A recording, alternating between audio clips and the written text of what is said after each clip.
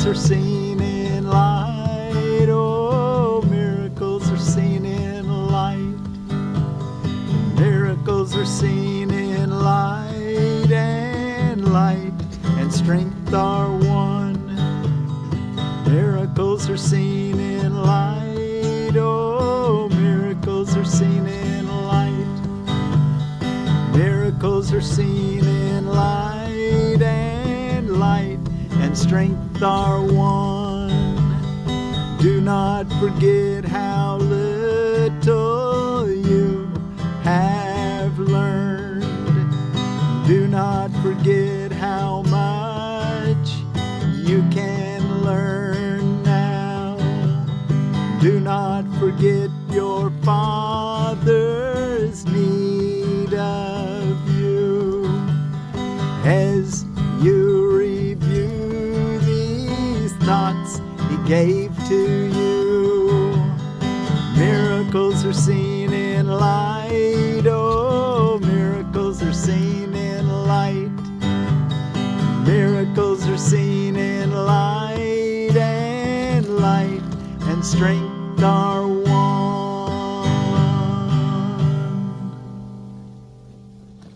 Miracles are seen in light, and light and strength are one.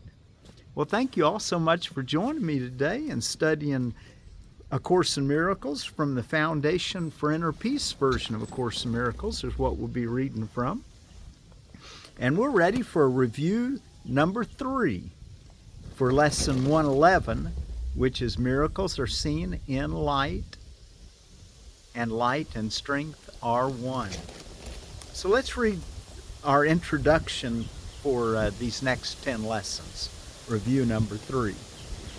Our next review begins today. We will review 2 recent lessons every day for 10 successive days of practicing. We will observe a special format for these practice periods that you are urged to follow just as closely as you can. We understand, of course, that it may be impossible for you to undertake what is suggested here as optimal each day and every hour of the day. Learning will not be hampered when you miss a practice period because it is impossible at the appointed time.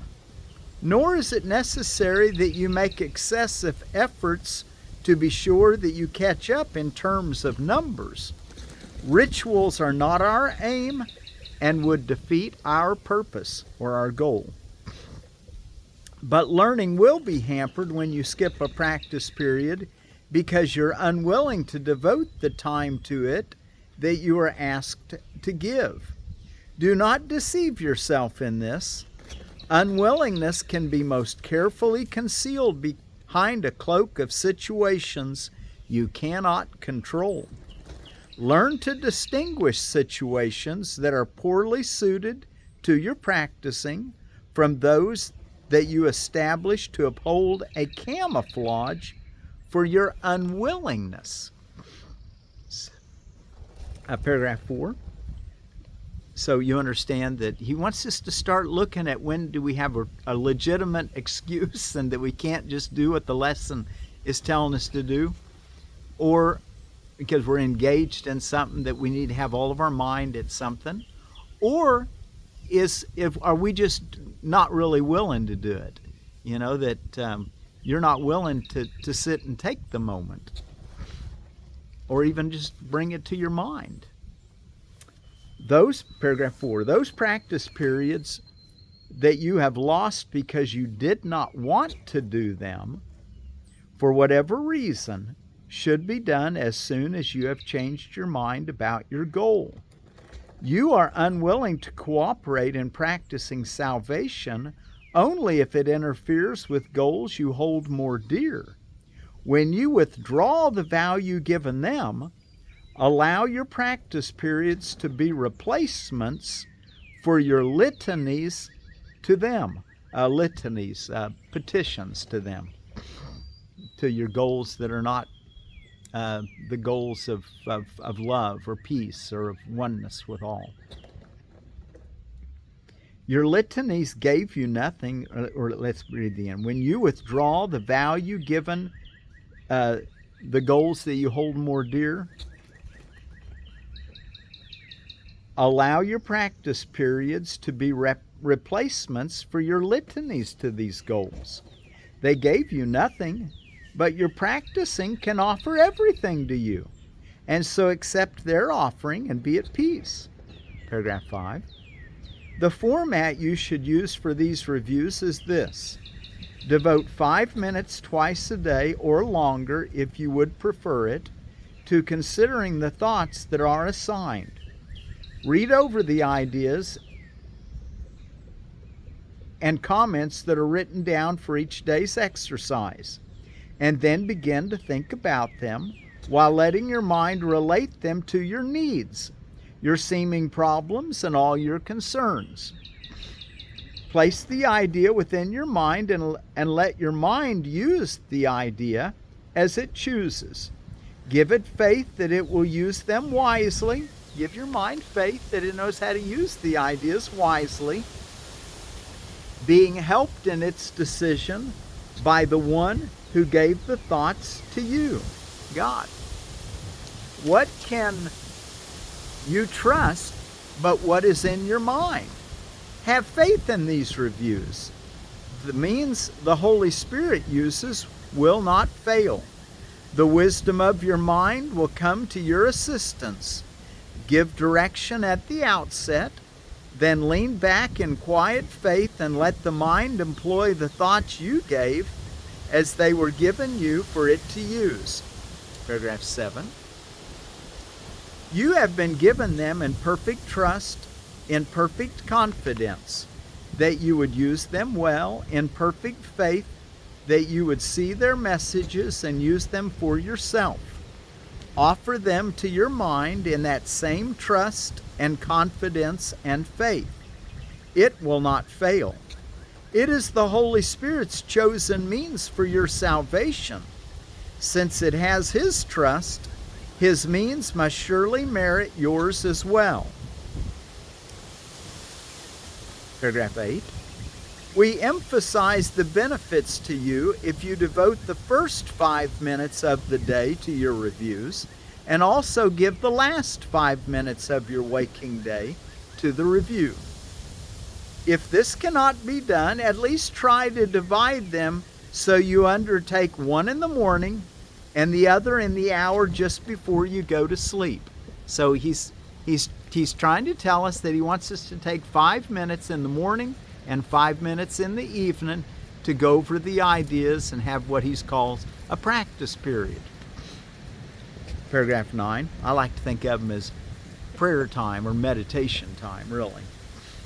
The exercises to be done throughout the day are equally important and perhaps of even greater value. You have been inclined to practice only at appointed times, and then go on your way to other things without applying what you learned to them. As a result, you have gained little reinforcement and have not given your learning a fair chance to prove how great are its potential gifts to you. Here is another chance to use it well. Paragraph 10. In these reviews, we stress the need to let your learning not lie idly by between your longer practice periods. Attempt to give your daily 2 ideas a brief but serious review each hour. Use one on the hour and the other one a half hour later. You need not give more than just a moment to each. Repeat it and allow your mind to rest a little time in silence and in peace. Then turn to other things, but try to keep the thought with you and let it serve to help you keep your peace throughout the day as well. Okay, so here we've been kind of practicing trying to spend 5 minutes at the top of every hour of doing our lesson. Now he's kind of saying he wants to take 5 minutes in the morning and 5 minutes at night, and be sure to do that longer, extended, quiet, receptive time. But then during the day, he wants us to take no more than just a moment, he says, to think about the idea at the top of the hour and then again a half hour later at the bottom of the hour. So you try to, and you don't have to take 5 minutes. You don't even have to stop what you're doing. Just try to keep it in your mind throughout the day and think about it. Today, at the top of the hour, you'll say, miracles are seen in light. And at the bottom of the hour, you'll say, well, miracles are seen in light, and light and strength are one. And if you have time to close your eyes and have a moment of respite, of connection, well, then do so. Have that holy instant. Have it whenever you can, all the time. Paragraph 11. If you are shaken, think of it again. So if you lose your peace, think of the lesson again. These practice periods are planned to help you form the habit of applying what you learn each day to everything you do. Do not repeat the thought and lay it down. Its usefulness is limitless to you, and it is meant to serve you in all ways, all times and places, and whenever you need help of any kind. Try then to take it with you in the business of the day and make it holy, worthy of God's Son, acceptable to God and to yourself.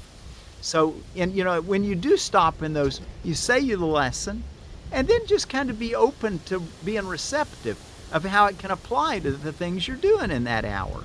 That's why it can be even more useful than the longer period in the evening and the morning, I expect, is because you're actually trying to apply it to the situations of the day. And so your peace won't be shaken. And if it is, you'll be able to catch it quicker and return to your peace. And the last paragraph, well, it's 12 and 13. Each day's review assignments will conclude with a restatement of the thought to use each hour, and one to be applied on each half hour as well. Forget them not.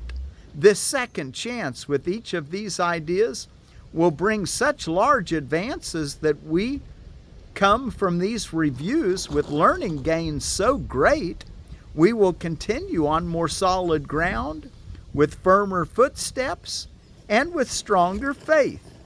Do not forget how little you have learned. Do not forget how much you can learn now. Do not forget your Father's need of you as you review these thoughts He gave to you. Okay, let's do our first one. We've already sang it, we've talked about it, but let's read lesson 111. For morning and evening review, our first one is, which is review of lesson 91. Miracles are seen in light. I cannot see in darkness. Let the light of holiness and truth light up my mind, and let me see the innocence within. And then our second one on the half hour, lesson 92. Miracles are seen in light, and light and strength are one. I see through strength, the gift of God to me. My weakness is the dark His gift dispels, by giving me His strength to take its place. Miracles are seen in light, and light and strength are one.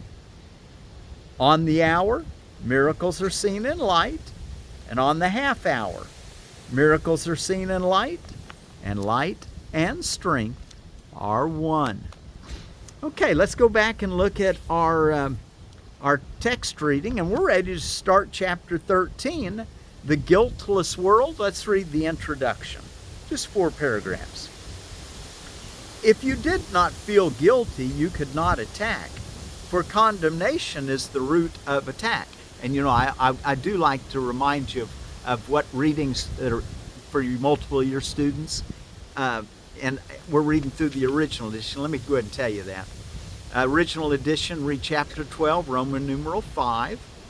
If you're reading through the New Testament with me, Acts chapter 22, Paul speaking to the people in Jerusalem. Iyengar Yoga, we're working on the plow, lesson or page 130 and 131. And out of A Course of Love, read page 238, paragraphs 1 through 6, 238 and 239. Okay? Introduction to The Guiltless World. If you did not feel guilty, you could not attack, For condemnation is the root of attack.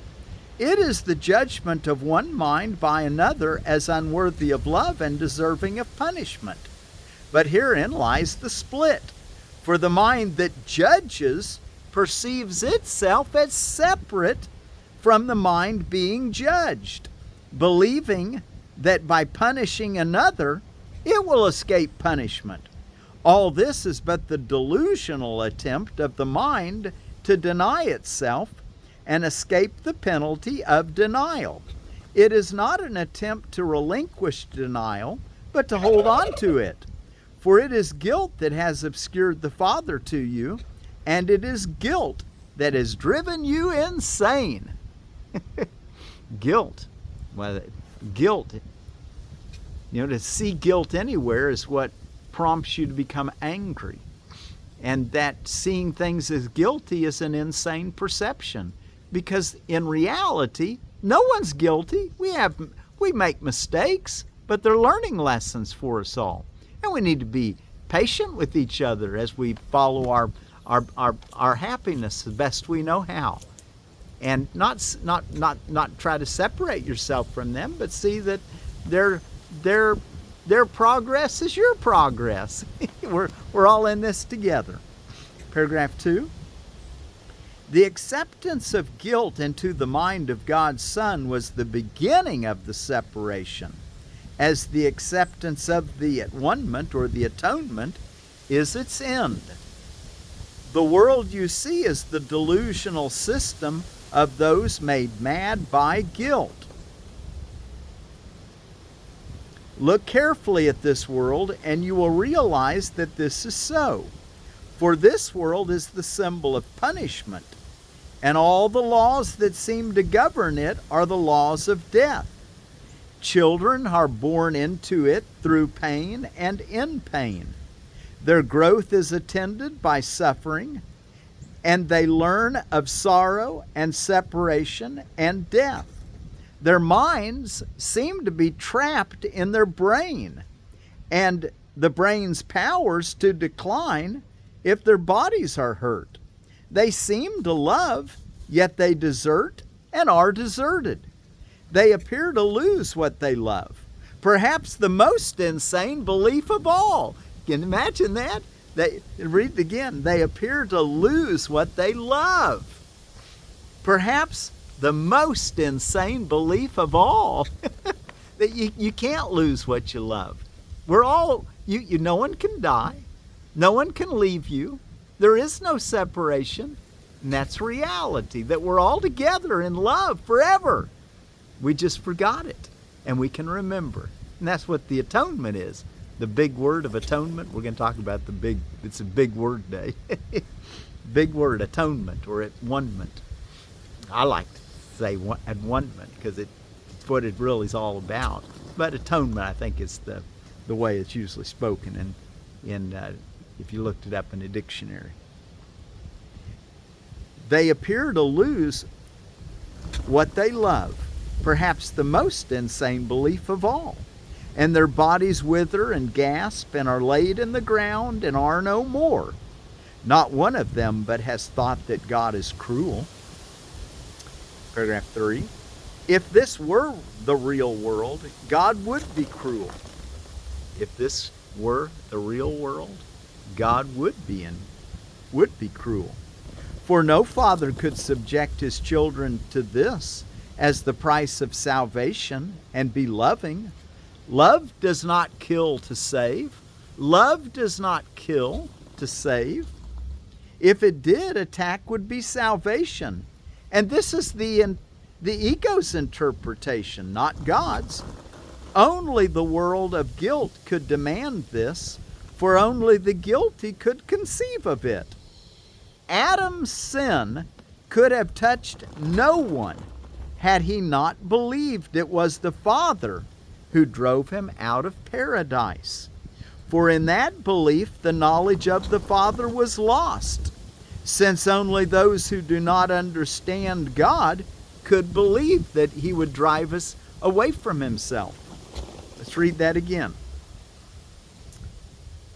Adam's sin could have touched no one had he not believed it was the Father who drove him out of paradise. If you'd like to read that, you can read about that in the first, I didn't look it up, but the first 3 chapters of Genesis. If you haven't read it, it'd be good to read. Let's see.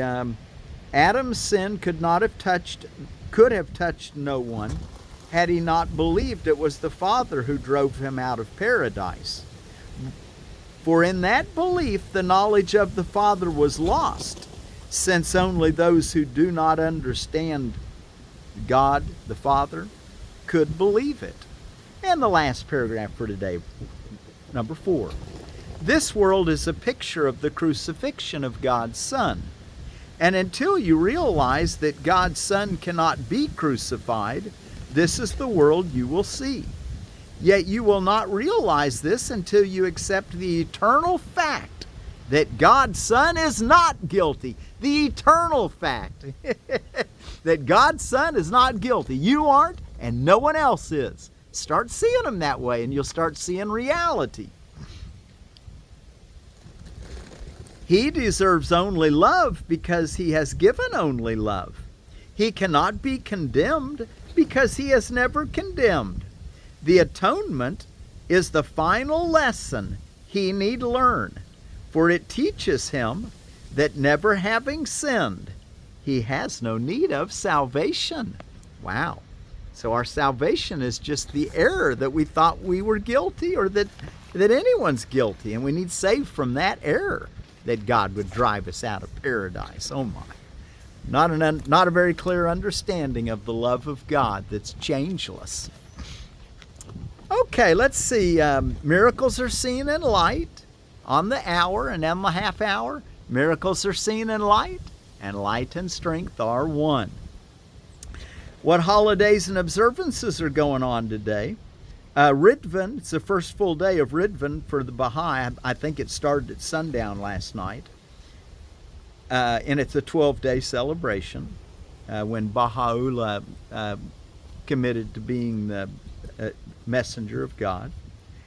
Feast of St. Anselm Day for Roman Catholics and Anglicans. The Church of England is Anglican. Garya Puja for Hindus in the Tripura region of India. Radunitsa, which is an Orthodox Christian ancestor veneration day. Radunitsa. And then out of holidays and observances, I found it's Big Word Day. So we're learning that the word atonement or at-one-ment, to remove the idea of guilt completely from our minds, to be freed from sin. That's the atonement. World Creativity and Innovation Day. Bulldogs Are Beautiful Day. International Hemp Day. And hemp is 0.3% THC or less is what makes cannabis sativa, cannabis indica, or cannabis ruderalis hemp.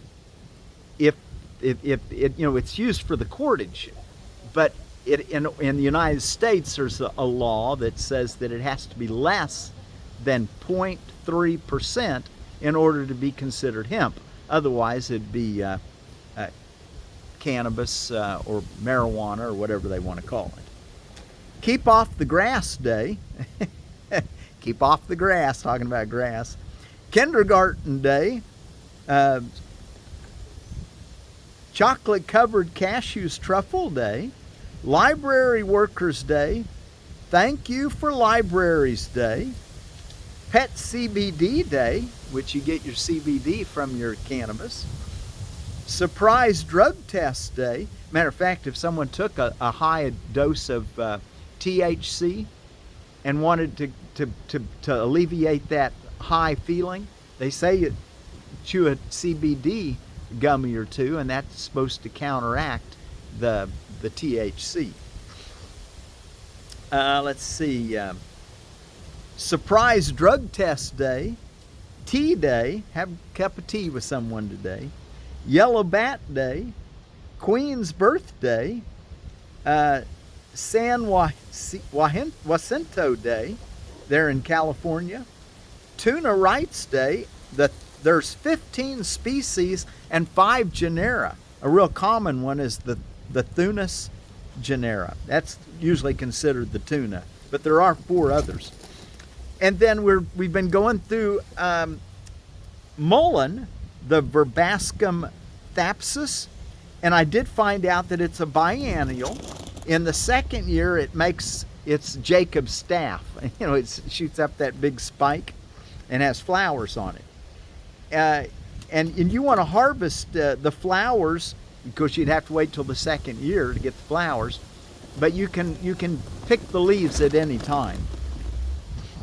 For nasal congestion and other respiratory problems, breathe the vapors from hot water with a handful of flowers added. And then, so there's a little bit more about our mullen. And then out of edible landscaping, we've got another raspberry, and it's the Crimson Night raspberry. It's a Rubus idaeus, which is a red raspberry. It was this one was developed in 2012 by Cornell University. So even if it did have a plant patent, it'd be free public domain now. Crimson Night raspberry. Crimson Night raspberry is a great flavored fruit and a welcome surprise to all that have tried it. Fruits are large and dark red color, bursting with raspberry pizzazz.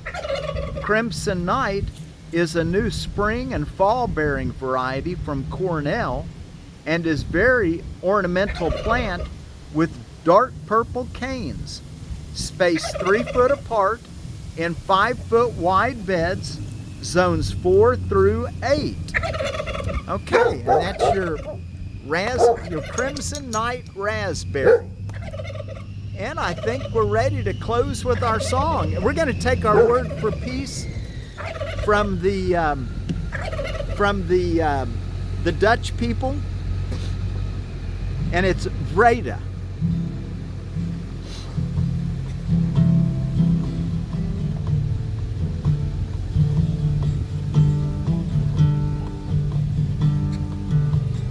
Miracles are seen in light, oh, miracles are seen in light.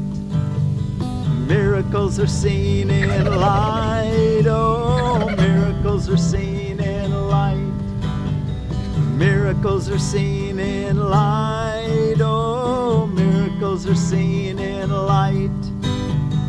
Miracles are seen in light, and strength are one. Miracles are seen in light, and strength are one. Do not forget how little you have learned. Do not forget how much you can learn now. Do not forget your Father's need of you. As you review these thoughts He gave to you, miracles are seen in light, oh, miracles are seen in light. Miracles are seen in light, and strength are one.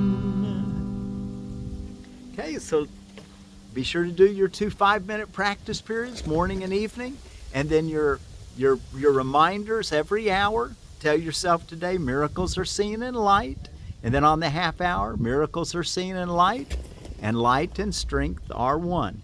And let's take the word from in the Netherlands for peace again, Vrede, and we want to make sure we get it. Vrede. It was a new one for me, and so I want to try to get it down.